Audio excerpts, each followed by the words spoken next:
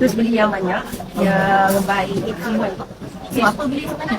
Sebenarnya memang nak fokus untuk asma sebab memang ada asma since rasanya dah pas dia sekolah dah memang ada asma. So, kalau ikutkan asma tu setiap hari, sehari tu kadang-kadang sampai 4 kali kena attack.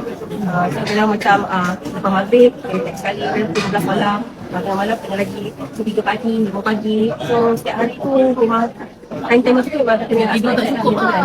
Jadi bila ambil contoh ni, waktu tu memang ada bajet sikit lah, start kelas satu pepak dulu. So ambil satu session sehari, bajet kan. Lepas tu waktu mula-mula ambil memang ada rasa macam batuk yang lagi kuat. So fikir tu mungkin sebab healing proses gitu kan. So kita teruskan juga satu session sehari tu. Dan bila dah mula kumpul sikit tu, kita beli yang baik influent tu. So kita akan makan, lepas tu sehari dua session. So dah continue, sekarang dah 2 bulan, dah makan consistently tu. Dah tak ada, sekarang memang dah tak ada kena yang asma attack. Cuma kita maintain dengan yang ada form yang memang kena hari-hari ambil pula, yang kita maintain. Cuma yang Ventolin jika perlu memang dah tak ambil. Sebelum ni memang sehari kau berani pakai puff tu? Puff tu kadang-kadang lebih sampai 12 puff.